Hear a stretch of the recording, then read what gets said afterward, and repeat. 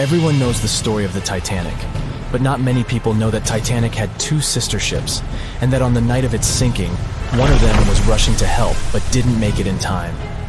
Bad luck seemed to follow the trio of ships, but each one of them had glorious moments that live in the minds of those who sailed in them. Keep on watching to discover a story of awe, ingenuity, and ill fate. And don't forget to click the subscribe button and turn notifications on to join us on the bright side of life. You know how the iceberg hit the Titanic, how the band played to the end, and how the whole tragedy unfolded, but before it happened, it would have seemed an impossibility for such a ship to meet the end it did. None of that could have been foreseen by White Star Line, the company who built the Titanic, who had high hopes for what the unsinkable ship and its sister ships, the Britannic and the Olympic, would accomplish. The Olympic was the first of the trio to make sail on June 11, 1911, heading towards New York. The sheer size of it would wow the crowds. The Olympic's maiden voyage went without incident, and a crowd of 8,000 people in New York got to explore its luxurious accommodations while it was docked there. There were high expectations for the massive ship, but just around 2 months later, the Olympic crashed with the HMS Hawke. The Hawke got the brunt of the damage, as the bow was left flat as a pancake.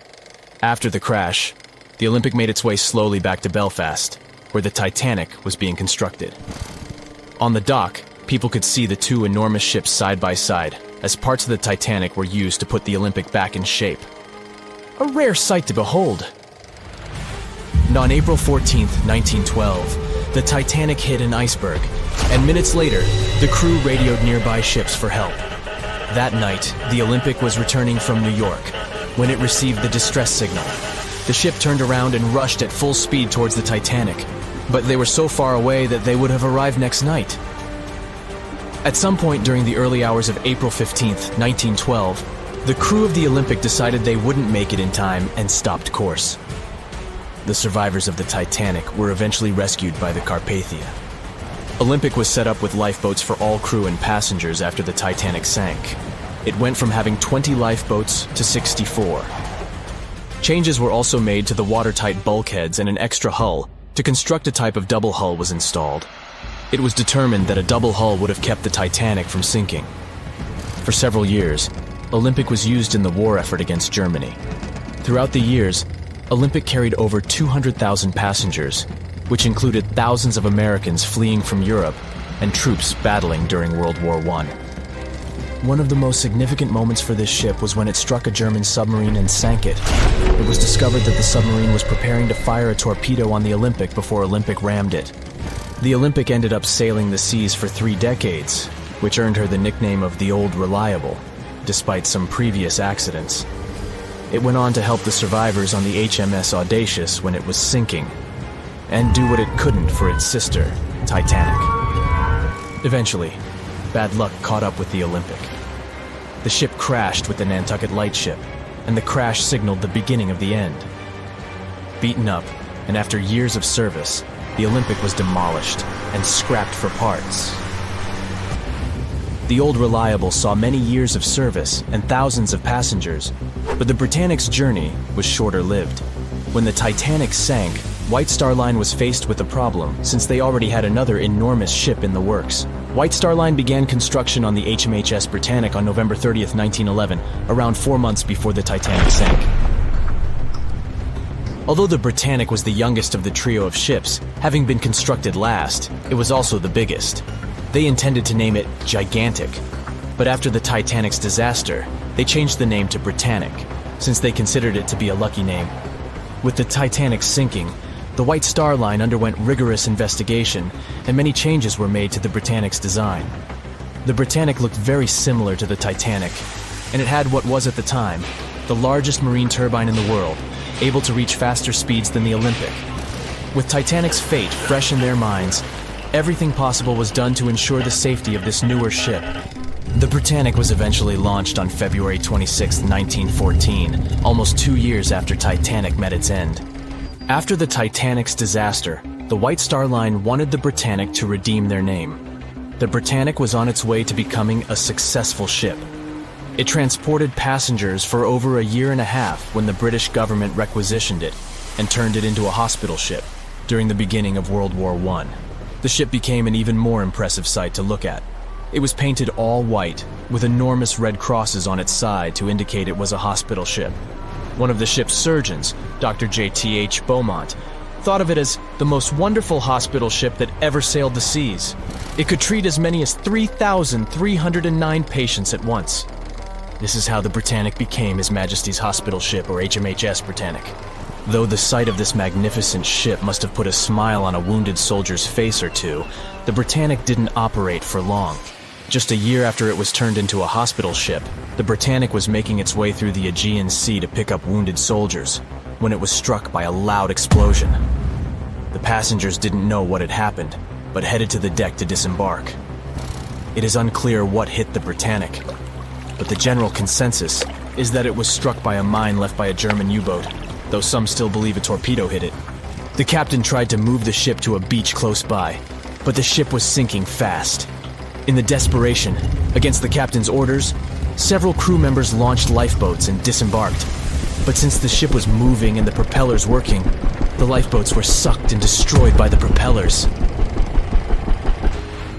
Though so much effort had gone in to ensure the Britannic was safer than the Titanic, whatever explosion occurred left the Britannic in the same dire condition as the Titanic in just 10 minutes. In a cruel twist of fate, it also sank in the ocean.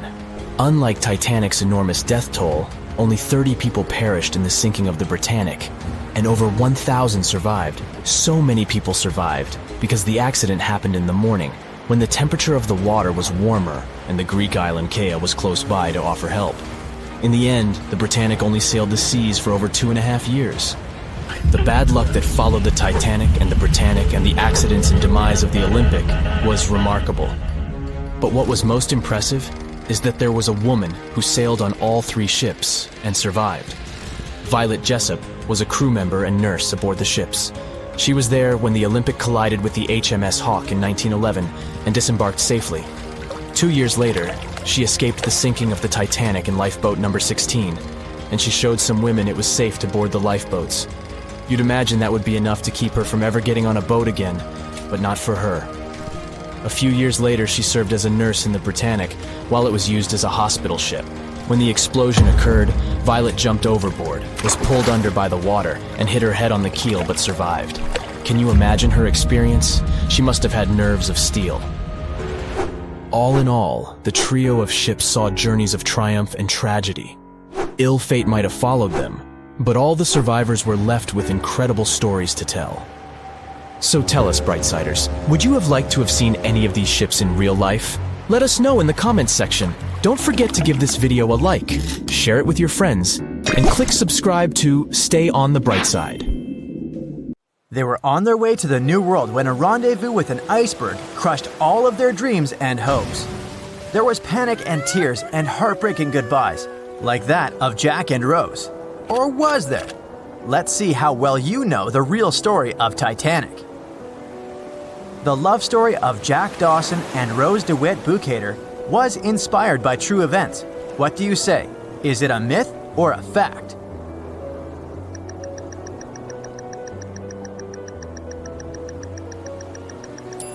The most emotional Titanic love story was actually all made up by the screenwriter and director of the famous movie, James Cameron.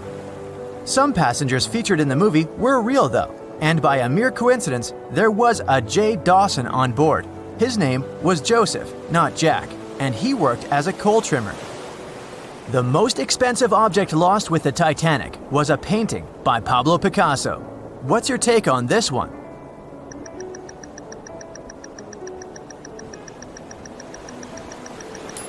It's a myth. Another one given to us by the famous movie. The most valuable item that went down with the Titanic was probably a Mary Joseph Blondell painting, created in 1814. Some other valuable items were a violin that belonged to Wallace Hartley, the musician who insisted that they had to play till the very last moment. There was also a 1912 Renault Type CB Coupe de Ville that would now cost millions of dollars, a handwritten manuscript by Joseph Conrad, first edition essays by Francis Bacon, 5 Steinway grand pianos, and, of course, some fine china plates and cups and first-class passengers' jewelry. The Titanic was the largest and the most luxurious passenger ship of its time. Does it sound real to you?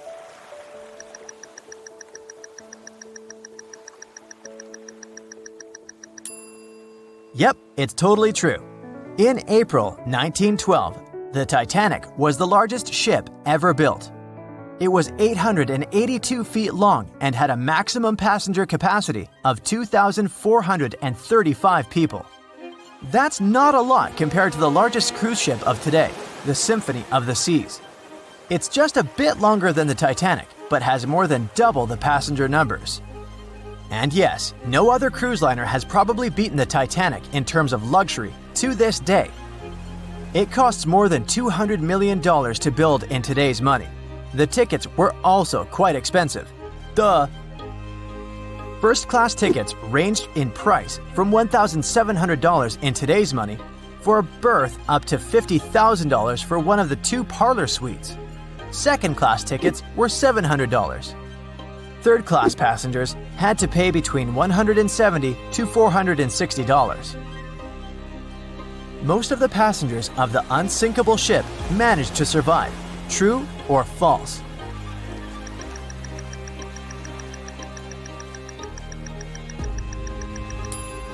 Sadly, it's false.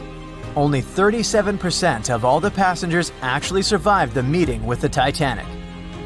Around 61% of the first-class passengers, 42% of the second-class passengers, and 24% of the third-class passengers made it out alive. The Titanic was passing through the Bermuda Triangle when things went wrong, and that's probably why it sunk. What do you say? Myth or reality?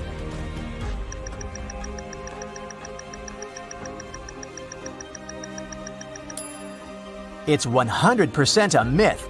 The Titanic never even came close to the Bermuda Triangle. The liner sank about 400 miles south of Newfoundland, which is a huge distance to the north of Bermuda, the infamous area where ships and planes disappear without a trace.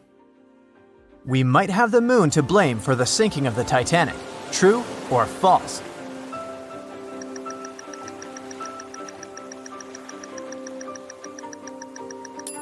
This one is true.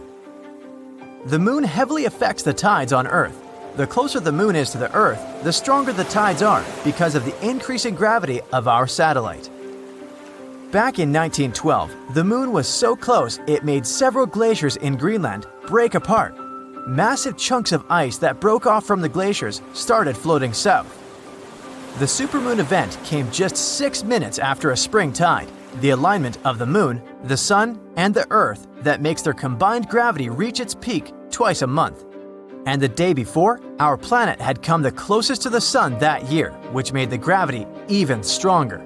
This mixture of events created perfect conditions for one of the most powerful tides in history. Icebergs breaking off from Greenland's glaciers drift off to the coastal waters of Labrador and Newfoundland, where they often run aground. To move on, they need to either melt and become lighter or catch a high tide that would carry them further. The 1912's tide was as high as it gets. So they shifted many shipping routes south because of the huge amount of icebergs. But not the Titanic, of course, as they believed it was unsinkable. It took 4 hours and 40 minutes for the Titanic to sink. What do you say?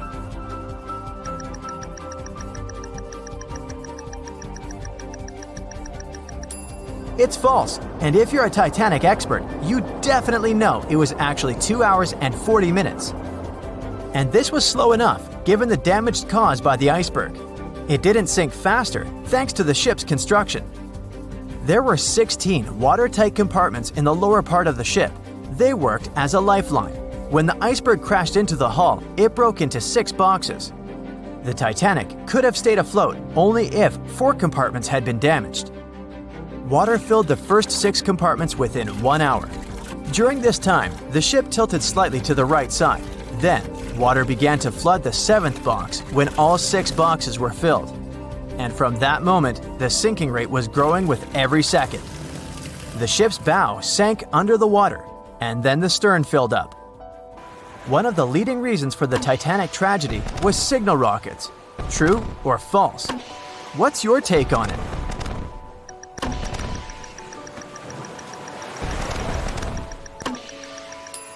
This one is true. When any ship sinks, the crew members must release red flares. It's a signal to all nearby ships that someone is in trouble. But for an unknown reason, someone put white lights in the Titanic's rocket box. When the ship crashed into an iceberg, the crew members released white flares. Another ship, SS Californian, was nearby at the time. Its captain knew the Titanic was going through a dangerous iceberg area. The crew of this ship didn't see the Titanic in the dark, but they noticed white rockets. Radio communication between the vessels didn't work. The SS Californian operator turned off the receiver. The Californian captain felt that something was wrong, so he sent a Morse lamp signal to the Titanic. But it was too late. The ship was already underwater, so no one could respond. Another ship, Samson, was sailing alongside the Titanic.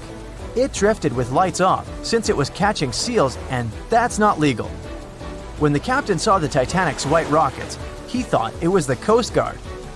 So Samson sailed away as fast as they could. They realized they had abandoned the drowning passengers once they made it to Iceland and learned the horrible news. In 1996, one expedition managed to raise the Titanic from the ocean floor. Do you believe it?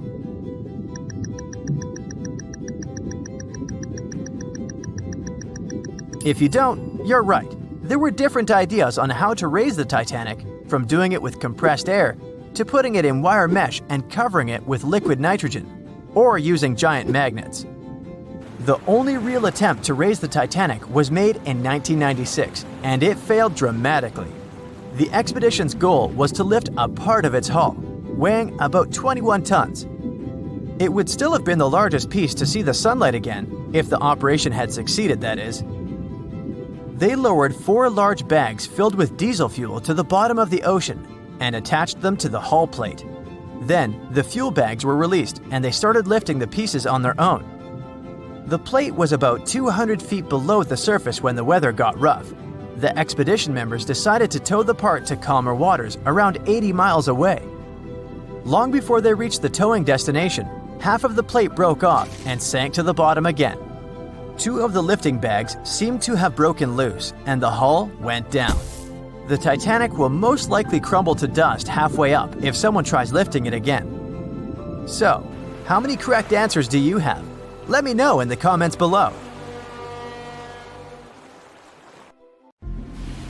Have you ever wondered how much of the Titanic is left these days? Now, if you haven't been living under a rock, you probably know that it's been over 100 years since the world's most famous ship turned into a wreck. The RMS Titanic, the world's largest sea liner from the beginning of the 1900s, sank during its maiden voyage, just a few days after leaving port. The ship struck an iceberg on April 14, 1912, taking down over 1,500 passengers of more than 2,200 who were on board the liner at that time. As shocking as this may sound, the Titanic took over 3 years to be built and only 3 hours to sink. And if it were today, the ship would have cost over $210 million to be made. It was last seen on the surface of the Atlantic at 2:20 a.m., and for many decades, that was the last time people saw it. It wasn't until 1985 that the whereabouts of the ship were discovered by oceanographer Robert Ballard, and some parts of the Titanic became visible once again. One of the first discoveries made by Ballard's expedition was that the ship was indeed torn in half before sinking. The early exploratory missions to the part of the ocean floor where the Titanic now lies could only see the hull and the deck of the ship. According to Ballard, the main purpose of these missions was to understand how to preserve the ruins from deteriorating. Another goal was to recover the huge number of personal items scattered along the seabed. The explorer later said the view down there was as shocking as it was emotional. In the field of debris around the wreck, the oceanographer discovered plenty of small objects and personal belongings, many of which he brought back to the surface. There were shoes, some fancier than others. There were pieces of clothing that belonged to crew members, and there were huge propellers. If on the surface they gleamed and shined, on the ocean floor they were embedded and devoured by sand. Ballard pointed out that the area where kitchenware was scattered measured more than a mile in length. There were enough plates, pots, and pans to fill up an entire industrial kitchen. For the first time ever, 3D animation footage reveals exciting images. The simulations show the Titanic's evolution from when she first set sail in 1912 until the state of her ruins today. But simulations weren't enough for deep-sea explorer James Cameron, who envisioned traveling to the heart of the wreck for the first time ever in the history of the ship. Yep, the same James Cameron who happens to be the director of a very famous movie about the ship. He has now dived 33 times to visit the wreck of the Titanic. Here's some fun trivia for you. The director says that his true passion has always been the ocean, and that ever since he was a kid, he wanted to study the sea. Directing, let's say, just happened to be his day job. And when the possibility of directing Titanic appeared, he said yes, just so that he could go and check out the ruins of the ship in real life. Now back to the wreck. According to James Cameron, it wasn't enough for researchers to access only the exterior of the ship. They needed to go inside, analyze and photograph what was left of the pompous interiors of the world's once biggest sea liner. Cameron piloted an innovative robot vehicle equipped with cameras. It helped the man to reveal spaces in the Titanic that no one had ever seen before since the ship touched the bottom. Turkish baths, for instance, still had their tiled walls standing up almost in all their entirety. These baths were exclusively for first-class passengers. They were located right next to the swimming bath and the third-class dining room, and were designed in the Moorish style. People resting there could get heating blankets and ask waiters to bring them anything they needed. If the pictures from before the disaster were astonishing, they carry a different kind of wow factor now, when everything you see in them is hidden underneath the surface of the water. Another shocking discovery was the ship's mast. If we look at the Titanic in its pre-sinking glory, the mast calls much of one's attention. Located on the bow of the huge ship, the mast held together the transmission cables for the Marconi system, a system of wireless telegraphy. That's also where the British merchant flag the Titanic flew was located. The mast stood at the height of a bit more than 100 feet and was equipped with a crow's nest. Nowadays, the mast is unrecognizable. Attacked by corrosion, it collapsed. The crow's nest broke apart too. Now we can see why the modern-day Titanic is a real treasure for deep-sea explorers. But as the wreck of the ship lies at an approximate depth of 12,500 feet, sunlight is non-existent there. So, piloted missions depend on high-end technological equipment to survey the area. Why do you think the Titanic went missing from the public eye for over 70 years? Well, because at that time, technology wasn't advanced enough for people to go down there, as well as bring back good footage of the wreck. Filmmakers were the ones who drove this technology to its advance by trying to film underwater. They began by building boxes to put their cameras inside. And now, deep-sea photography is highly advanced and allows us to marvel at the awesomeness of underwater life. Of course, taking pictures under the sea is no easy feat. For one thing, to withstand that crazy underwater pressure, submarines need to be really strong and have thick walls, no thinner than 11 inches. Plus, explorers need to understand how to film and photograph when there's almost no light around. There was another thing that made documenting the Titanic even more difficult. When the wreck of the ship was rediscovered by scientists, it was covered with red-colored rusty bacteria that made it even harder to take good pictures. As it happens, the color red does not reflect well underwater, which is unfortunate for photographers. For this reason, human-operated vehicles that go down to tour the ruins are equipped with powerful lighting devices. When you see some parts of the ship from afar, they look as if reddish-brown wax has been dripping all over the Titanic's ruins. But in reality, these icicle-shaped structures are colonies of microorganisms. When the ship sank, it brought down with it an enormous amount of bacteria that hadn't existed at the bottom of the ocean before. But now, these bacteria, together with the extreme conditions at the bottom of the ocean, have turned into a disastrous combination for the ruins of the ship. These red colonies of microorganisms actually feed off of iron and steel, which is basically all that is left of the Titanic. One kind of those microorganisms are bacteria called Halomonas titanicae. They can eat up to 220 pounds of iron per day. This makes the Titanic a colossal food source for them. There have been lots of speculations regarding the life expectancy of the ship's wreck after researchers discovered this bizarre rust. But according to Cameron and his research team, the Titanic isn't going to disintegrate anytime soon. In one of the latest expeditions down to the wreck, a piloted vehicle was funded to identify specifically one stateroom. It belonged to a very important passenger, Sir Benjamin Guggenheim. Yes, just like the museum. Guggenheim was the son of a mining magnate and a member of the elite group that boarded the transatlantic journey of the Titanic. Born in Philadelphia, Guggenheim was traveling back home to the US. But, as we all know, he never made it to his final destination. For the price that ranged from 400 to 800 pounds back in 1912, the equivalent of 84,000 pounds nowadays, one could book accommodation that was called a stateroom. Staterooms on the Titanic were the most luxurious kind of first-class rooms. They were located on the B or C decks and were decorated in more than 11 different styles, ranging from Jacobean, Georgian, Italian Renaissance, and the list goes on.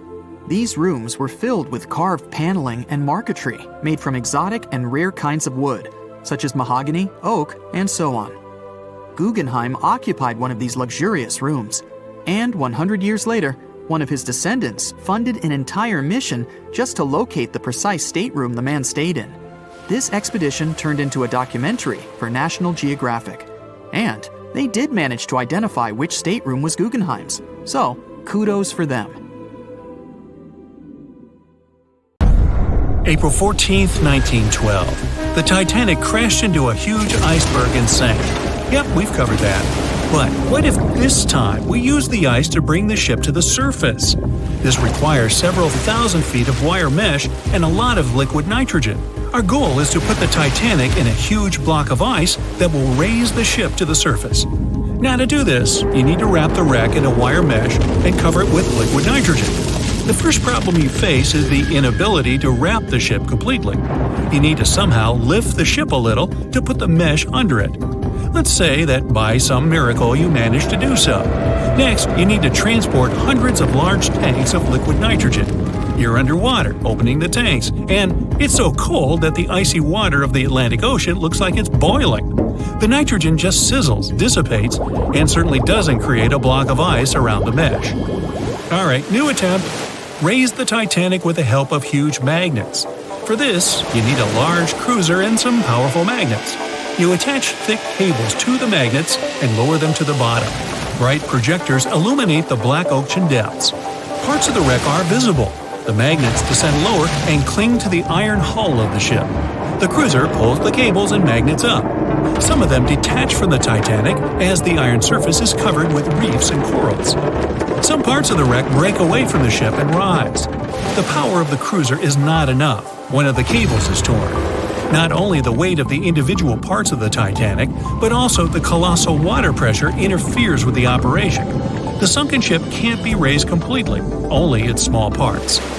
In reality, there has already been an attempt to raise the Titanic in parts. The $5 million operation failed. Nylon slings were attached to a large part of the wreck. The other ends of the slings were connected to the diesel engines. For the entire operation, they used a mini submarine. A piece of the Titanic weighing 21 tons was pulled up, but one of the slings broke because of the strong water pressure. Then, one by one, the other cables began to snap, and a huge piece fell back to the seafloor. By this time, all the participants of the rescue operation had run out of food supplies, and it was far from the nearest shore, so they decided not to make a second attempt. A book was written and a movie was made about how the Titanic was lifted with compressed air. In reality, no one even attempted this operation. To do this, you'd need several hundred large cylinders of compressed air. At first, you install them inside the Titanic's hull and wait for them to pull the ship to the surface. As soon as you lower the cylinders under the water, they immediately float upwards. This greatly complicates the operation. You need to fasten the cylinders with cables and pull them down to the bottom using a powerful submarine, or better yet, several of them. Because of the high pressure, the cylinders might burst. In this case, the blast wave would hit other cylinders and provoke a catastrophe. Too expensive and unsafe. The most expensive and complex plan to raise the Titanic is probably the one where scientists somehow extract hydrogen and oxygen from the ocean water. Then, these extracted elements must fill special containers. Those containers are attached to the ship, and the Titanic would rise to the surface. Even if you extract oxygen and hydrogen from millions of tons of water, the rest of the ocean water will replace it. A machine that will be capable of such filtering should cost billions of dollars. Or you can come up with a chemical element that will use a chain reaction to purify all the water. In this case, the entire world ocean will be left without vital oxygen. Someone once suggested blowing up the Titanic.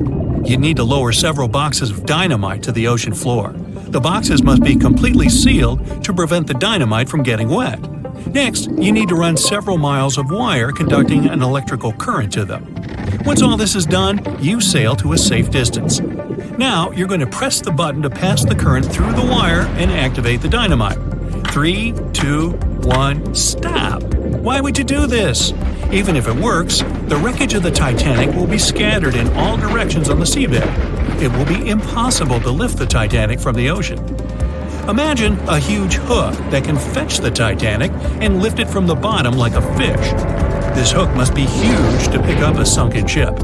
Let's say you created it. Next, you're on a huge cruiser, sailing up to the crash site and lowering the hook down like an anchor. It falls right on the Titanic but doesn't cling to it. You need special equipment to attach a bus-sized hook to the Titanic. It would include a huge submarine with mechanical arms.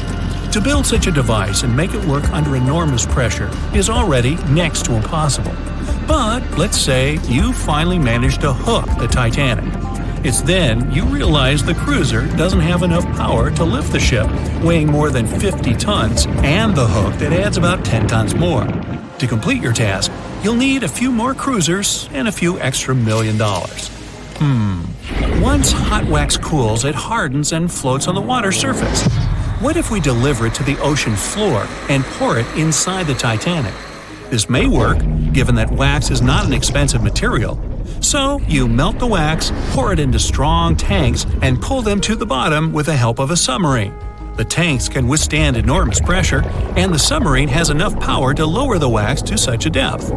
The containers are placed inside the Titanic. Through a remote control, you open the containers, but the wax doesn't pour out. The deeper you go, the colder the water gets. While you were delivering the containers to the ship, the wax was cooling down and getting solid inside. Several containers are pressed against the top of the ship, but it's not enough to lift the Titanic.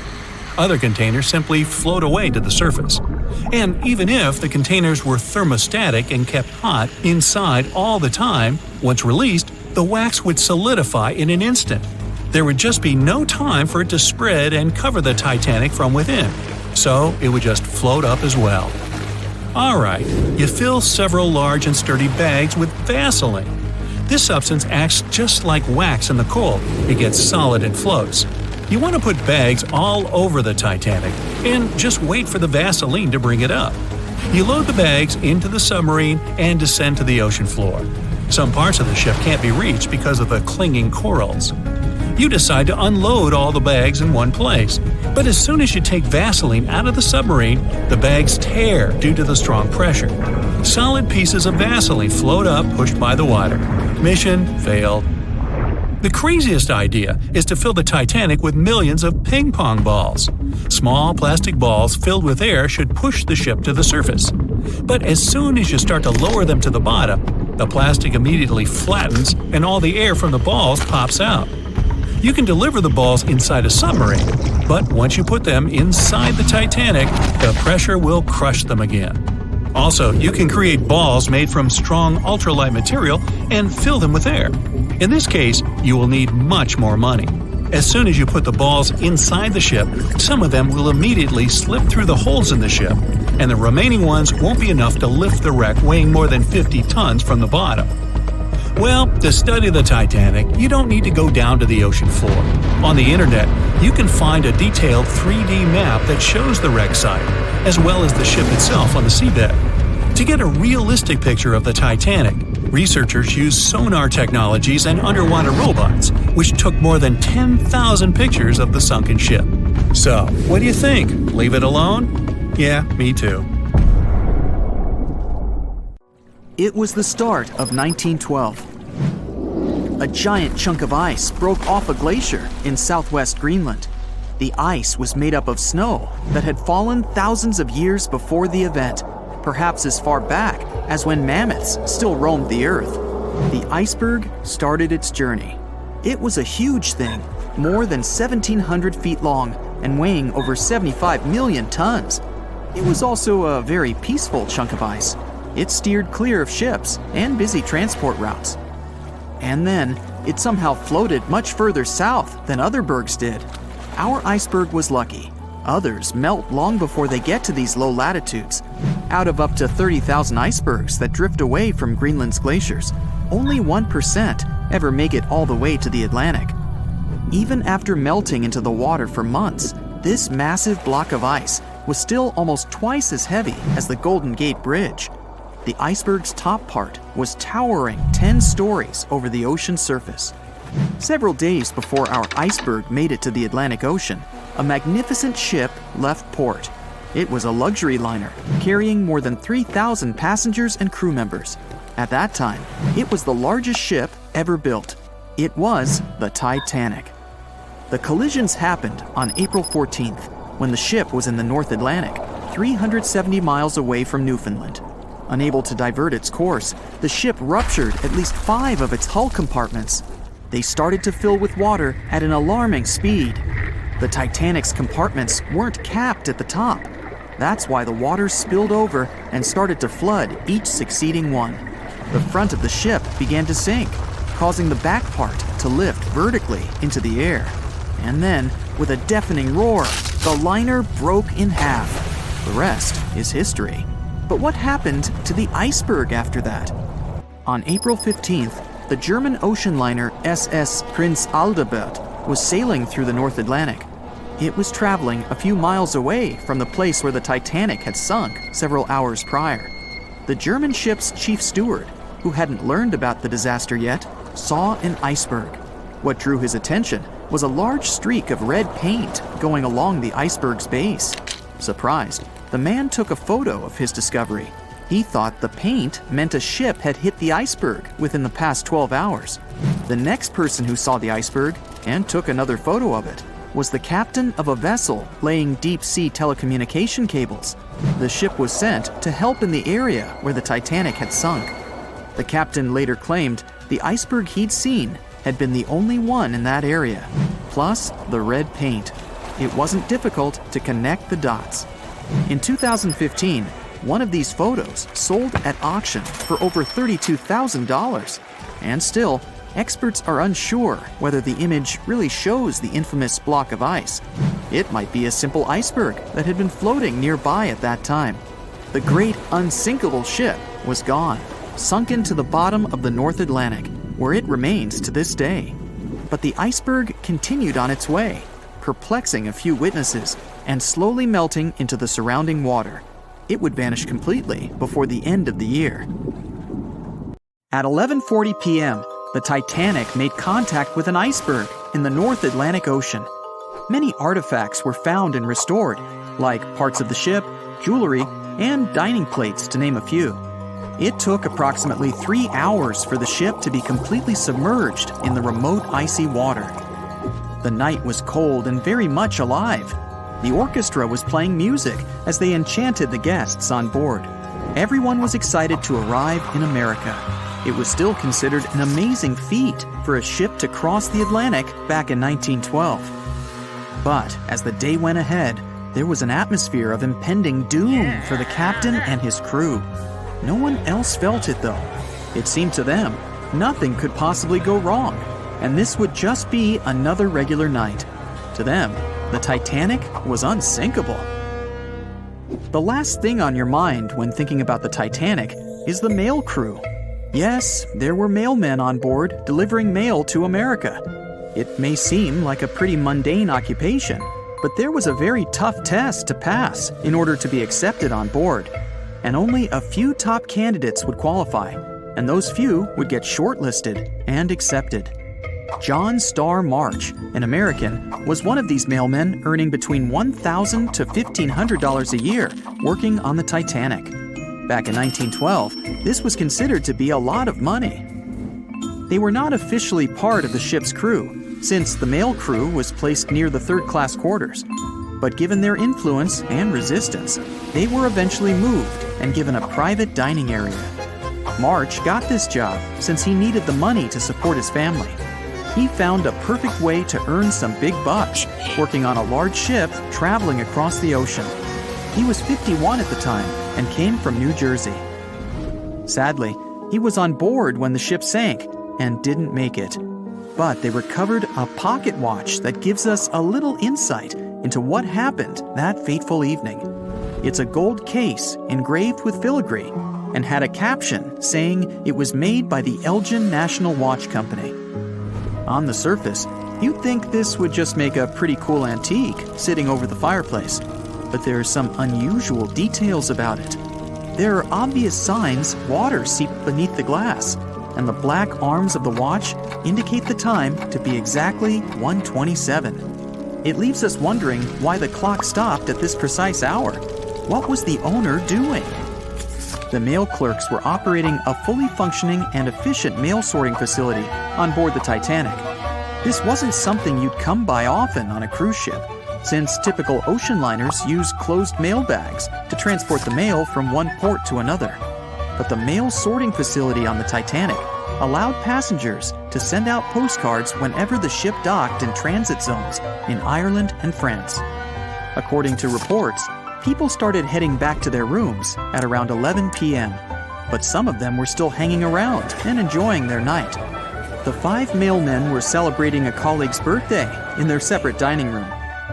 5 minutes before impact, crew members spotted the Iceberg and rang the bell 3 times as a warning that something was ahead of the ship.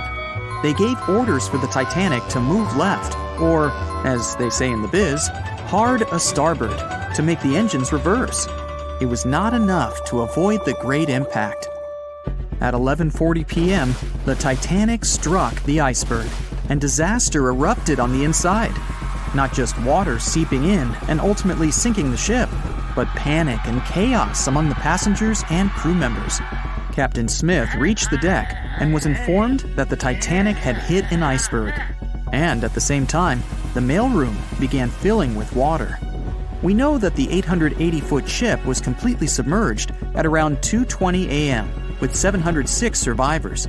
The time between the impact and the sinking was really eventful. At midnight, they started getting the lifeboats ready for the passengers to evacuate. Orders were given for women and children to board the safety boats with some crewmen to guide and operate them. The problem was that the 20 safety boats available could only host 1,178 people out of the total of more than 2,200 passengers on board. March and his colleagues began sorting out the mail. There was chaos in directing and ordering around. With each second passing, icy cold water was filling the ship. 15 minutes after midnight, Captain Smith ordered his crew members to send out a distress signal. Even though SOS was established earlier than the Titanic, many others used CQD. The CQ stands for General Call, and the D is Distress. The Frankfurt was too far away to help, even though it was one of the first to respond. Even the Titanic's sister ship, the Olympic, responded, but it also was too far away. At 12:20 a.m., the Carpathia received the urgent message and redirected from its original course to help them out, even though they were 58 nautical miles away. Although this was some relieving news, the water kept seeping in at an alarming rate. It wasn't easy to keep everyone calm, knowing that the ship could be underwater in a matter of hours. At this point, many passengers were already on board the safety boats, waiting to descend into the water. The musicians on board began playing music for the ones still waiting. At first, they were playing in the first-class lounge, and then they moved to the deck. There's a debate on how long they were playing for and what song it was. None of the musicians made it out. The 5 mailmen on board were also doing their duties while the ship was sinking. According to a ship officer, the mailroom was already covered in water above the ankles, and the mailmen were busy trying to save as much mail as they could. March was one of them. There were bags of mail floating around. They started with the registered mail. Witnesses of the Titanic sinking reported the mailmen were putting bags of mail on the deck, to keep them from getting wet until help arrived. They also mentioned bags of mail were floating about in the freezing water. It wasn't until 12:45 a.m.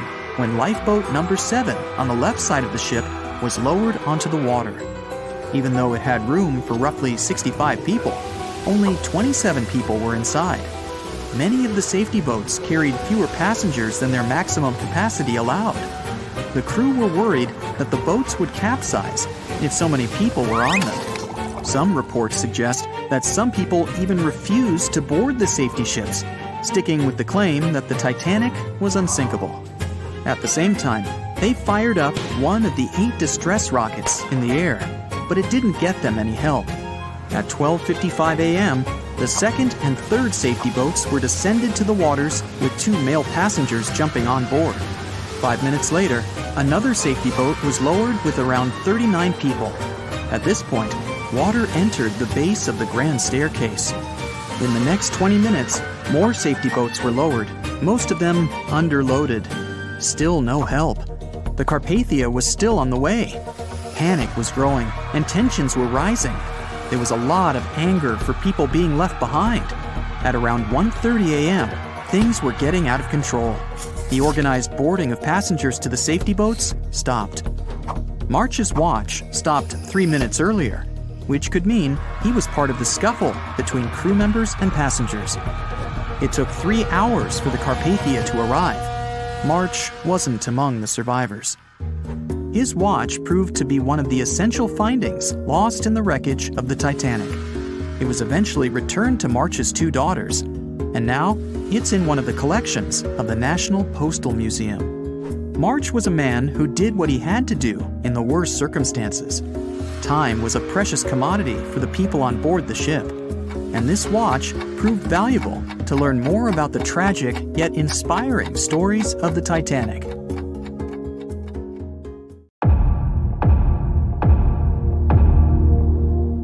There were no binoculars on board the famous Titanic on the night when they were needed the most. The lookouts were blind, helpless, and doomed, and the ship went down, taking hundreds of lives, right? Well, it's just one of the many myths from a whole ocean of half-truths, rumors, and dramatic retellings the Titanic is still sailing in. There were binoculars on board. The real issue was access. The binoculars were locked in a cabinet in the crow's nest, which is the lookout point, but the key went missing. A crew member named David Blair, who was supposed to be on the Titanic, was reassigned to a different ship at the last minute. He forgot to leave the key behind.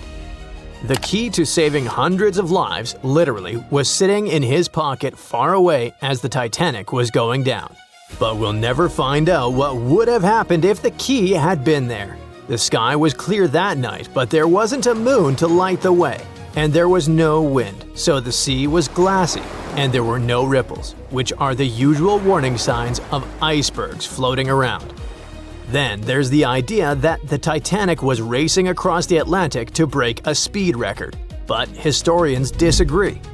The Titanic's crew knew there was ice out there, but instead of slowing down, they just kept going, cruising around 22 knots. That's only a couple of knots slower than her top speed, but the Titanic wasn't being pushed to her limits. Many of her furnaces weren't even fully stoked. And it was normal practice for that time to just keep going and trust those on the lookout to spot the ice before the ship hits it.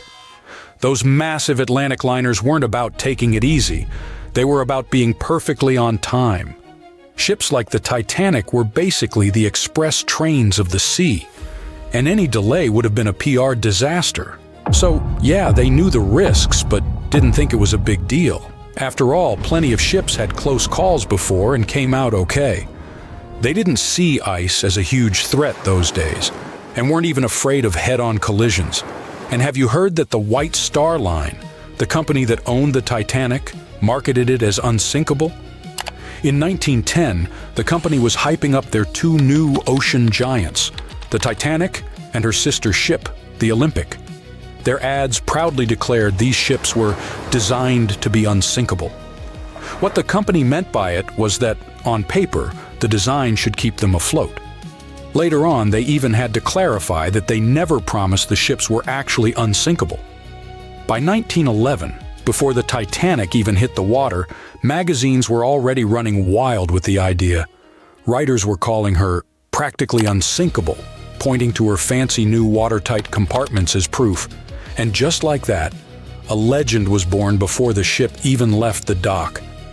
After she went down, even one of White Star Line's own executives admitted during the official inquiry that when he first heard the news, he didn't believe it. He genuinely believed the Titanic couldn't sink.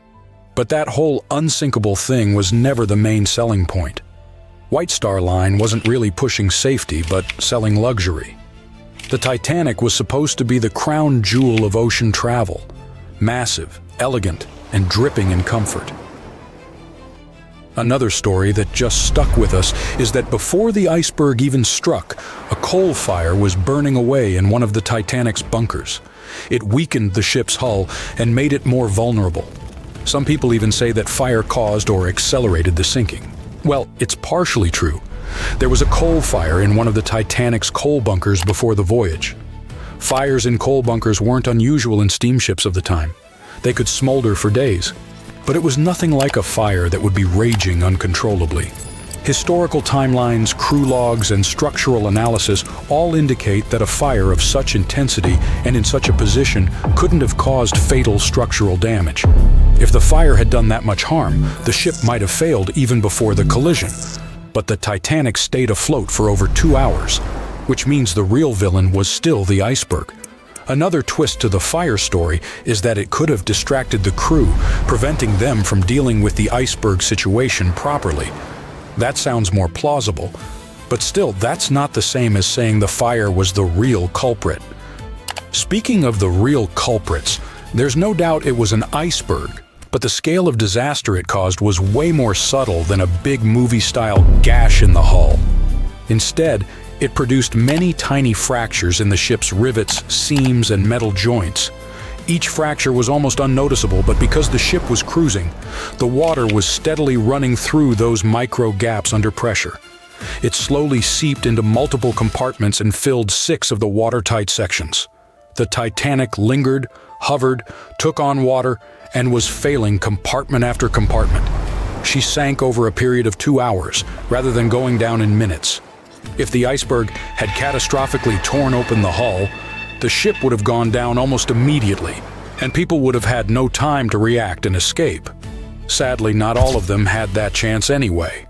You probably recall the heartbreaking scene from the Titanic movie, where third-class passengers attempt to escape to the decks, but they are locked below in their section.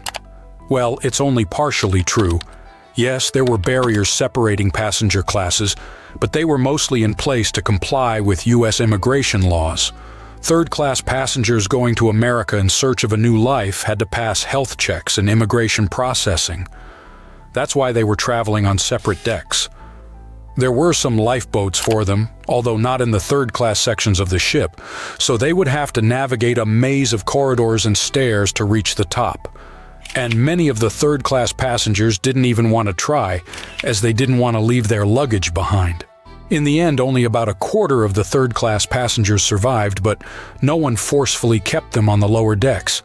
Now let's switch gears and discuss the Titanic facts that people used to deny or overlook, but which have since been proven true.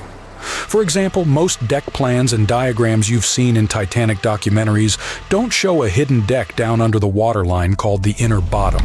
Many outside engineers did not fully understand or discuss it. This hidden deck stretched nearly the full length of the ship and had 44 separate watertight tanks.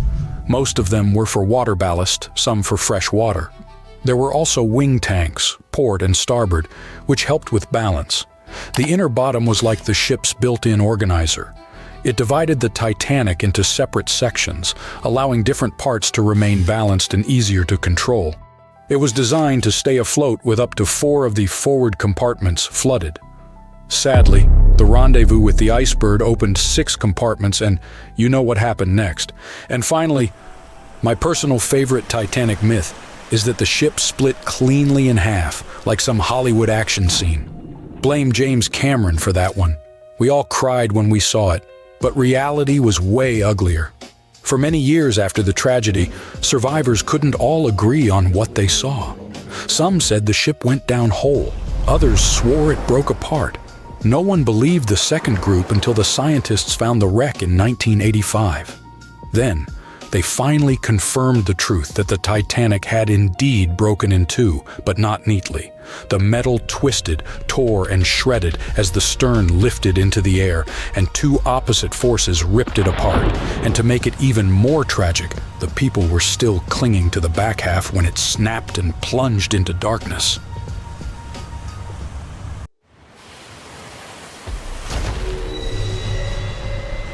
Over 1,500 people lost their lives in this part of the ocean, so maybe it's a prudent idea to stay away from it. The spot where RMS Titanic sank remains dangerous.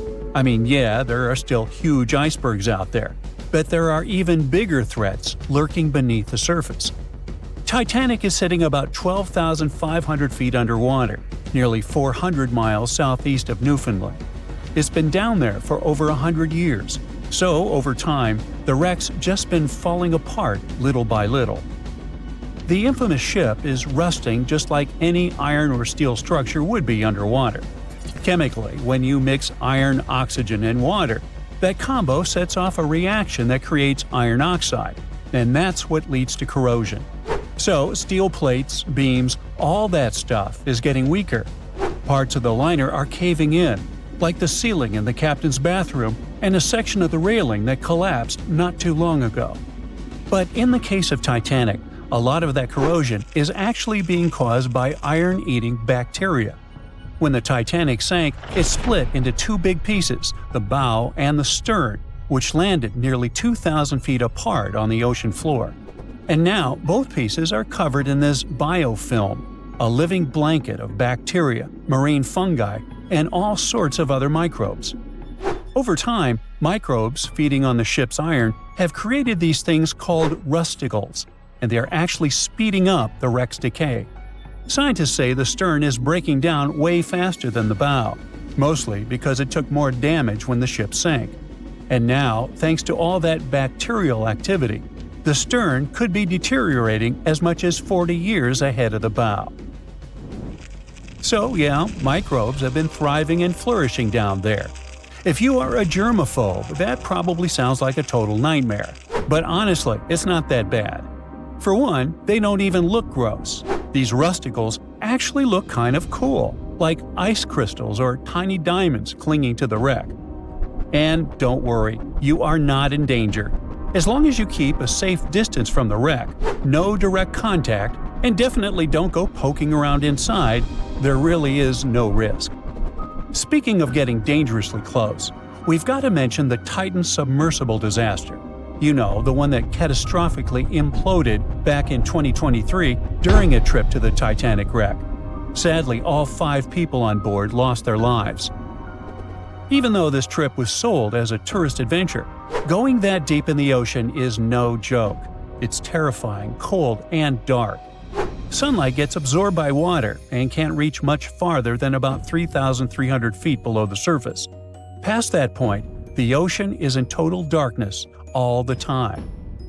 Titanic lies within a region known as the Midnight Zone for this very reason. The few brave people who have visited the wreck say the descent takes over 2 hours through complete darkness. Then, out of nowhere, the ocean floor just pops into view, lit up by the submersible's lights. The second big challenge is actually finding the wreck. At that depth, navigating is no easy task. When you reach the bottom, you really don't know exactly where you are. You're just kind of fumbling around in the dark, knowing that Titanic is somewhere down there, but you can't see it. However, detailed maps of the Titanic site, made from decades of high-res scans, really do help. As the wreck starts to come into view, they can use those maps to stay on track. Plus, sonar and sensors let the crew notice features and objects even if they're way beyond the sub's tiny light pool. For example, the Titan submersible had a sensor called the Doppler velocity log. This one sent out sound waves to measure how fast the sub is moving and how deep it is, based on its distance from the ocean floor. Still, passengers on previous trips to Titanic in this submersible have said how tough it is to find their way once they reach the ocean floor. And we can't forget about the pressure. The deeper you go in the ocean, the more pressure the water puts on everything. And the pressure is crazy high at the Titanic's wreck site. To put it into perspective, it is about 200 times the pressure inside a car tire. That's why submersibles need super thick walls to handle it. So yeah, the water around Titanic has creepy microbes, pitch-black darkness, and insane pressure. But there is one more thing happening down there, and that's unpredictable currents. You're familiar with them. I mean, when you swim in the sea, you can usually feel the currents pulling you from side to side. But the deep ocean has its own set of underwater currents too. They're not as strong as the ones you feel on the surface, but they can still move massive amounts of water around. These currents can be caused by things like wind, differences in water temperature and salt, and even strange storms down on the ocean floor called benthic storms. They can get intense and stir up the sea bottom. Now, like I mentioned earlier, the Titanic wreck is in two big pieces, the front and the back, and researchers have been checking out the seabed of the surrounding area. One part of the wreck is near this cold underwater current called the Western Boundary Undercurrent. It flows south and moves mud and sand along the ocean floor, creating ripples and patterns that show how strong or weak the current is. Most of the time, the currents there aren't very strong. They even found sand ripples near where all the Titanic debris landed, like furniture, coal, and just random stuff from the ship. And those ripples are showing a current flowing from east to west. But inside the main wreck site, things get a little wilder. The water flows more from northwest to southwest, probably because all the huge chunks of the ship are messing with the flow. Around the south side of Titanic's bow, the currents get unpredictable too. They keep switching directions, from northeast to northwest to even southwest. It's like the ocean's just doing its own thing down there. Experts think that over time, all this shifting water is going to slowly bury Titanic under layers of mud and sand. Little by little, the wreck could just fade away and disappear beneath the ocean floor. Alright, now it's time to get to the obvious issue here: icebergs. Yep, they're still a problem for ships today. In 2023, around 380 icebergs flowed into the busy shipping routes between North America and Europe. That's a problem. You see, the bigger the iceberg, the easier it is to spot and avoid. Smaller ice is a lot harder to detect, though it's no less dangerous. And that's because the most dangerous part is underwater, where no one can see it. Think about the iceberg that sank Titanic. Passengers saw about 100 feet of it above the water, but it's believed that's only 16% of its total size. Experts say the rest, hidden beneath the waves and much larger than what's visible, could stretch down several hundred feet. Now, the good news is that, unlike Titanic's day, we have much more technology now to spot icebergs in time. Modern ships have radar and satellite imagery that can pick up icy threats hiding in the dark. Some vessels even use sonar and thermal imaging to see through fog, helping the crew to spot icebergs above the surface. GPS and AIS pick safer routes, and monitoring centers around the globe send out real-time alerts, like having a personal iceberg spotting assistant. So, yes, it is a massive upgrade from just relying on binoculars. You won't have to worry about icebergs on your next cruise vacation, even if it passes alongside Titanic's route. But just to be extra safe, try not to travel with anyone named Jack or Rose, and never play the violin while on board. Just saying. Titanic. The Titanic. The Titanic. The Titanic. Titanic. The Titanic. The Titanic. Titanic. The Titanic. Congratulations! You can now forget everything you've seen in the movies or everything you've read in books and newspapers and heard from people. Now we have the most detailed and reliable study of the famous sunken ship. A large-scale Titanic 3D scan allows us to see in fine detail everything that happened during the disaster. And rest assured, there was a lot going on there that you've never heard of. Are you ready for Titanic new discoveries? Let's go! There's a fat chance, or a thin chance, take your pick, that there are no people here who haven't heard of what happened. But just in case, here's the quick backstory. On April 10, 1912, the giant cruise ship Titanic sailed from Southampton, England to New York City. 4 days later, the ship collided with an iceberg and sank in the freezing waters of the North Atlantic. It was one of the most tragic and biggest disasters in the history of sea voyages. Since then, the wreck of the giant ship has been lying under a layer of icy water. For decades, people wanted to get this ship from the bottom many times, but they never fully tried. Passenger stories, documentaries, and books have given us a complete picture of what happened. But the only witness that can tell us about those tragic events is the ship itself. And some people decided to ask it about that night. A group of experts, oceanographers and cinematographers, recreated a virtual version of the events and showed it in the documentary Titanic: The Digital Resurrection. This is the most detailed digital reconstruction of how the Titanic sank ever made. To create it, specialists from the Magellan Company sent marine robots to the bottom where the ship lies at a depth of 12,500 feet. In such a place, all objects experience immense water pressure.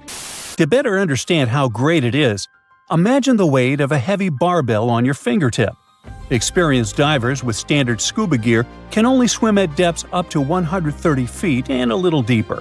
So it's a challenging, almost impossible mission to descend to such a depth and conduct research. It's dangerous for people. That's why the team of specialists sent robots there. Equipped with cameras for deep-sea surveys, they took more than 700,000 photos and videos in 4K resolution. They were collecting data for 3 weeks, exploring every part of the ship. Eventually, they had about 16 terabytes of data.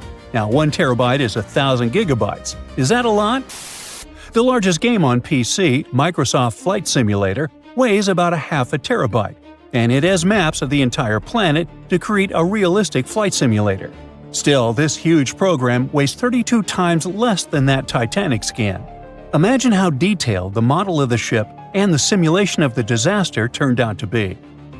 Moreover, the team combined all this information with the drawings of the ship.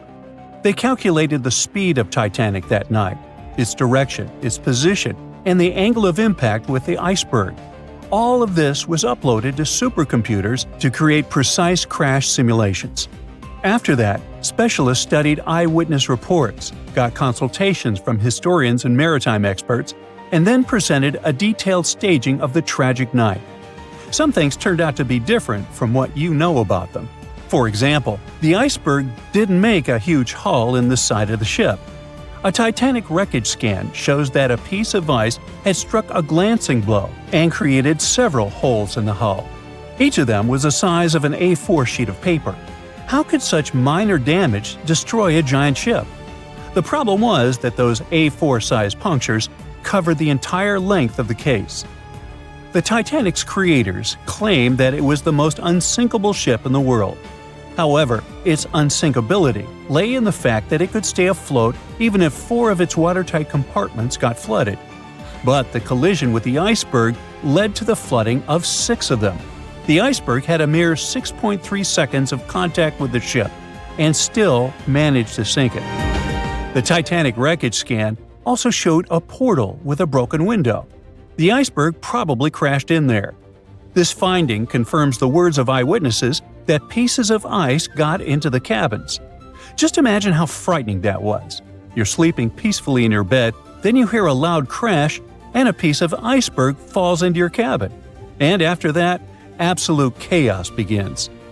The researchers found out exactly how the ship had split in half. In the famous movie, we all saw how the back of the ship had risen above the water and then broken off. The ship indeed broke, but not as gently as we saw on the screen. Yeah, the scale of the disaster was terrible, but the reality was even worse. The ship wasn't just broken, it was torn in two. Wooden and metal parts of the ship, pipes, chunks of the hull, walls, everything was torn and bent. The first-class cabins were torn in two. Imagine the screeching of metal that sounded on that cold night. Researchers compared other Titanic facts versus the movie. One of them was a story about First Officer William Murdoch. In the movie, his character attacked passengers who were trying to board the boat. But in reality, everything happened differently. Titanic survivor Charles Lightoller said William Murdoch had drowned when he was trying to lower a lifeboat into the water. He didn't attack anybody, but still faced a tragic fate. There are no exact details, but high-resolution scans have confirmed this version. But one of the most impressive and heroic tales that happened on the Titanic occurred in the boiler room. With the help of robots, experts discovered that one of the boat's steam valves had been left open. This finding only confirms eyewitness stories that the engineers stayed in the boiler room for more than 2 hours after the collision with the icebergs. This group of brave people maintained a power supply until the very end. Why did they do it? Proper lighting on the Titanic helped people safely lower the boats onto the water. Electric power also made the Titanic visible to distant ships. Moreover, passengers reported that the Titanic's lights were on even when it was submerged underwater. The brave feat of the engineers helped save hundreds of passengers' lives. Who knows, perhaps further research of the ship will tell us more about other heroic actions of the passengers and crew members, actions that will be worth making a movie about. In addition to studying the ship, the researchers also scanned the seabed around the wreckage, where not only parts of the Titanic, but also personal belongings of passengers, including gold coins, pocket watches, combs, shoes, and so on, were scattered. By the way, many of those items have been raised from the bottom and sold at various auctions. You can also see some artifacts from the ship in specialized museums. One of those is called Titanic Belfast and is located in Northern Ireland. It is open to the public. A digital replica of the ship not only shows us how the Titanic sank, but also literally saves the ship. The condition of the wreckage is getting worse every day. Gigantic pressure, cold temperature, water, and marine life, all of this is slowly destroying the vessel. Oh yeah, some companies that organize dive trips to the ship for tourists also pose a danger to the ship. It turns out that there are a lot of people who wanted to go down inside a submersible to the legendary wreck. As a result of some of these excursions, parts of the ship were damaged. Experts predict that within the next 40 years, the unlucky liner may disappear completely. Fortunately, the Titanic 3D scan has provided such a level of detail that you can imagine walking inside it. This means that the tragedy will never be forgotten. Of course, 10 videos like this one won't be enough to cover the full scope of the work that the filmmakers have done. Fortunately, the documentary, Titanic: The Digital Resurrection, is available for viewing. You can watch the movie and also study the 3D models of the ship. Who knows? Perhaps you can make new discoveries. By April 1912, the Titanic was the most expensive and unsinkable ship in the world. These days, the sunken Titanic is associated with some of the most expensive expedition tours in the world. Despite the terrible tragedy, people have built profitable businesses using the famous ship, and these businesses can be very dangerous. The Titanic fell to the bottom of the icy waters of the North Atlantic in 1912. It was more than 70 years before people finally discovered the ship. It happened in the 80s, when researcher Robert Ballard carried out a secret mission to search for sunken submarines. In addition to his mission, Ballard also wanted to search for the wreckage of the Titanic, if he had the time. In short, he did find the Titanic. This discovery became the beginning of big profits, fighting for customers, lawsuits, and the destruction of the wreckage. Shortly after the discovery, Ballard came to the U.S. Congress and testified about the Titanic he'd found. He suggested making a sea memorial out of the wreck's site and leaving this place untouched. In 1986, Ballard installed a plaque on the Titanic, and the story ended there. But not for long. The Titanic tragedy was a popular theme, so many companies realized they could make a lot of money out of it. In 1987, an American company, Titanic Ventures, descended to the wreckage together with the French National Institute of Oceanography and got about 1,800 artifacts from there. Then the company received the rights from the US government to rescue the Titanic by parts. Over the course of several years, they made several other expeditions and took more than 2,000 artifacts. The company created a museum where it exhibited the found jewelry, interior elements, personal belongings of passengers, and a lot more. Some artifacts were put up for auction. The company made good profits and inspired many others to do the same. For example, let's take a look at this pocket watch. It belonged to a guy named Edmund Stone, who was a first-class steward. The watch stopped at 2:15 a.m. when it fell into the icy ocean water. After almost 100 years, it was sold for 130,000 euros, which is about $135,000, and is far from the highest price. Another item is the Titanic's ship plan. This is one of the most authentic artifacts from the ship, and it had a practical use. Experts used this blueprint to investigate the wreckage. It helped them understand where the iceberg had struck the Titanic. This plan was sold at auction for $320,000. Do you remember that moment in the movie when the ship began to sink and the violinists started playing their last song? It was actually true. There were real musicians on board who were playing till the end. One of them was Wallace Hartley. Unfortunately, he didn't survive the disaster, but his violin did. Even though it's impossible to play it, it was sold for $1.5 million. In general, as you understand, the hunt for the Titanic's artifacts turned out to be quite profitable. Then, director James Cameron came down to the Titanic. In 1997, he released his famous movie with the same name, and the popularity of the Titanic soared. Collecting the artifacts was no longer so interesting. People wanted to go down to the famous ship on their own. The high demand provided a good supply. In 1998, British company Deep Ocean Expeditions organized tours to the Titanic for only $32,500. From that time until 2012, the company conducted 197 dives to the wreckage of the ship, and during this time, the ticket price doubled. The company Titanic Ventures, which was the first to get an artifact from the sunken ship, later received the name RMS Titanic Inc., and it sued Deep Ocean Expeditions because it believed that its exclusive rights to salvage the ship's artifacts prevented other companies from conducting underwater tours. RMS Titanic won the court case and banned Deep Ocean from conducting expeditions, but this decision was overturned in 1999. In short, litigation and fights between competitors began. People continued to go down to the seabed to see the legendary ship. There were other companies that organized their own tours. Tourists descended to the Titanic inside underwater bathyscaphs. In 2001, an American couple had a wedding inside an underwater vessel that floated next to the Titanic deck. The profit was growing, customers were coming, and everything was fine, not counting the Titanic itself. The more tourists came down to the ship, the more damaged it got. People wanted not only to see, but also to touch the wreckage. The bathyscaphs could accidentally hit the ship and break apart its parts. The churning of the water caused by boat propellers could also damage the old ship.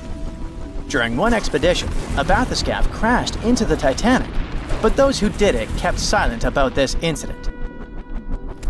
In addition, the seabed where the ship lies is littered with garbage. Bottles, chains, weights, nets that people left during rescue operations and tourism.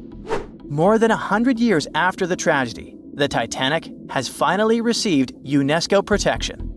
This means that many countries have received the right to prohibit going down to the Titanic, taking artifacts from there and selling them.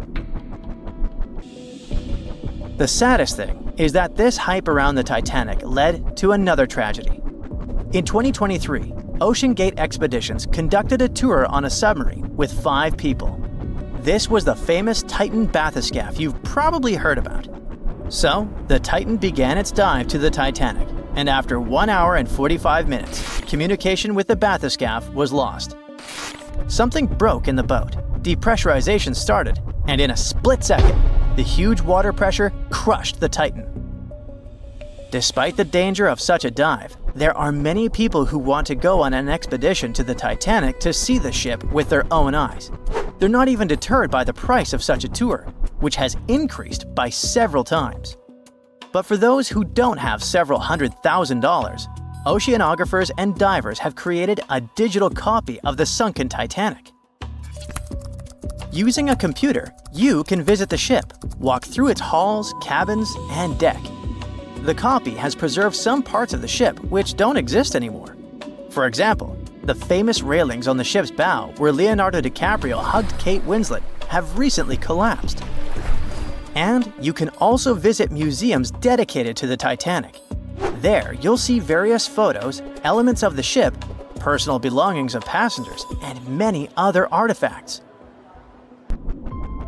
Anyway, if you have a lot of money and you still want to go down to the Titanic, think twice. And in general, ordinary scuba diving is a rather dangerous thing. These are the problems it can cause.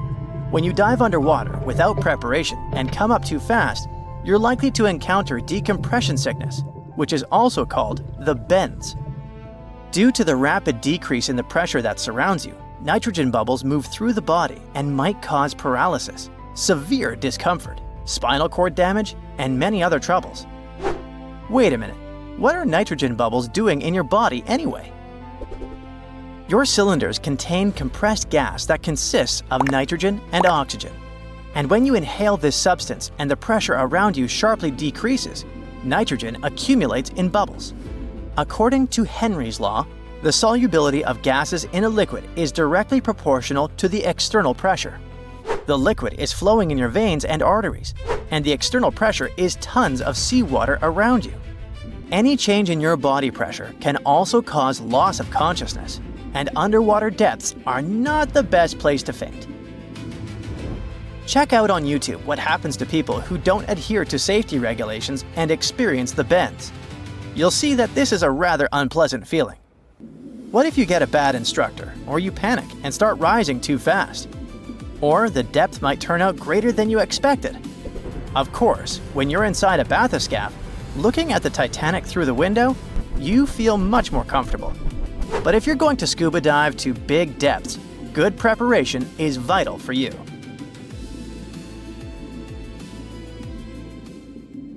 New exclusive photographs, by far the best yet, are in from the Titanic. For most of this century, that When the first images of the Titanic shipwreck appeared in September 1985, the world stopped.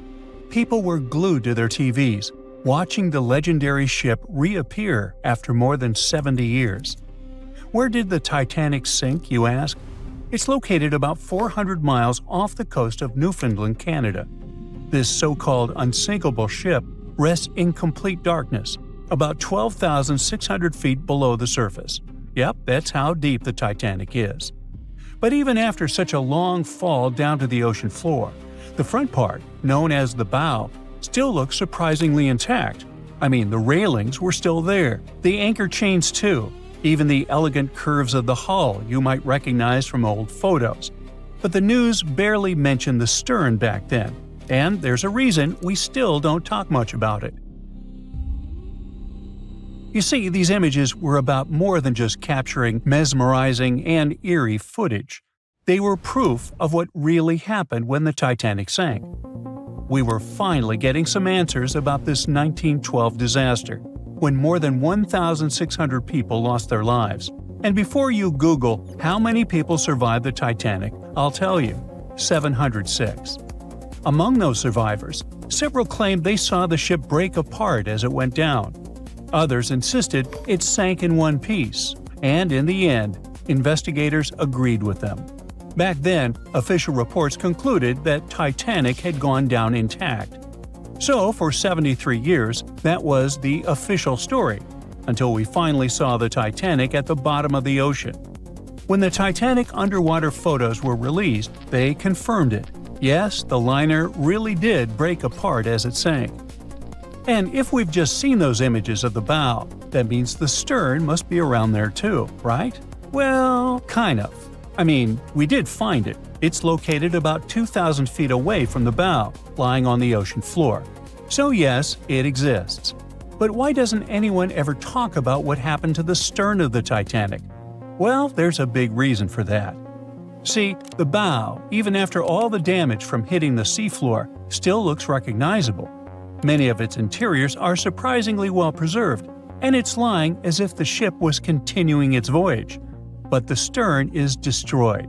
Today it's more like a twisted tangle of steel that barely looks like a ship at all. Only the parts that are more resilient, like the propellers, reciprocating engines, and rudder, have managed to hold their shape, but the rest of the stern section is melting into the seafloor. Yet, to understand why it's in such a terrible state, we need to go back to that freezing night of April 15, 1912, the night of the Titanic wreck. Just hours before the tragedy, Titanic was still sailing smoothly across the cold North Atlantic. The stern was alive with people, families talking, music playing, life going on as usual. This is where the room for passengers with the cheapest tickets were located. That's why third-class travelers were also known as steerage passengers. But the stern wasn't only for passengers. It also contained many of the ship's storage areas, including cargo holds, baggage rooms, kitchens, crew quarters, and even the engineering spaces. And hold on to that info, it's going to be important in a second. So let's jump straight to when the liner struck the iceberg. As the bow began to sink, the stern slowly lifted out of the water, putting enormous strain on the middle of the ship. By around 2 in the morning, the lights on Titanic flickered and then went out. Moments later, the ship broke in two, and the bow disappeared beneath the waves. The stern briefly settled back on the water before rising again, this time almost vertical. It stayed upright for a few seconds and then began its final plunge. At about 2:20 in the morning, the stern vanished beneath the Atlantic. Titanic was gone. What was happening beneath the water were two completely different scenarios. First, the bow slowly filled with water and began to drift downward, almost sailing gently like a submarine. Because of that, it managed to keep its shape and stayed mostly intact. But Titanic's stern collapse was a whole different story. The stern was ripped wide open where the ship had split apart. Water rushed in through that open end at incredible speed. This sudden flooding made the stern plunge downward much faster than the bow. The rush of water created so much turbulence that pieces were ripped off and scattered all around the ocean floor. Now, remember what I said earlier about the spaces inside the stern? Those huge storage areas were wide open, and many of them contained air pockets. So when the stern section broke away, it still had compartments filled with trapped air. As it spun down into the depths, this increasing water pressure crushed those pockets one by one. The surrounding structure began to implode, scattering pieces of metal, furniture, statues, and passengers' belongings across the ocean floor. So many experts believe the immense water pressure made that section collapse as it sank, and that's why we can't see much of it today. And now you know the answer to the Titanic back section mystery. We don't talk about it much, simply because there's not much left to see. It's like the part of the Titanic story that's too broken or too painful to talk about openly. The side of the ship that truly feels lost. And sorry to say this, but that's the future of the bow, too. I mean, it won't be there forever. The iconic shape of the wreck is changing year after year, and not in a good way. The front part of the Titanic is deteriorating, and one day, it'll be entirely gone. Down on the seabed, the Titanic faces enormous pressure, nearly 390 times greater than at the surface. The good news is there aren't any air pockets left inside the ship, so big implosions won't happen again. But the bad news is that the ship's own weight is now helping to tear it apart. As those 52,000 tons of steel slowly settle into the ocean floor, they twist and pull on the hull. Submersible missions have already spotted large cracks running through the steel plates, and even the decks themselves are starting to cave in. And there's something else. The wreck might look cool and spooky today, but that actually comes from a thick layer of bacteria and microbes covering it. The problem is, they're slowly eating the Titanic. Yep, most of the corrosion happening down there is caused by bacteria, and this is gradually weakening the entire structure. Steel plates, beams, and supports are getting thinner every year. Scientists estimate that the ship is losing between 0.13 and 0.2 tons of iron every single day. Still, even at that rate, the wreck won't vanish overnight. Experts believe it could take up to 420 years for the liner to disappear completely. Until then, we'll keep watching this sad but natural process unfold. Parts of the ship have been falling apart little by little since the night when Titanic sank, and a lot has already changed since we started taking underwater photos, like the railing sections that have dropped and the ceiling in the captain's bathroom that's collapsed. That's why so many expeditions are now focused on capturing footage and detailed scans of the Titanic shipwreck to preserve its memory before the ocean takes it all. It's our way of keeping the story alive, even as time and nature continue their quiet work. Maybe those hungry bacteria can take a break from their buffet, so that Titanic can rest in peace with many more years to come.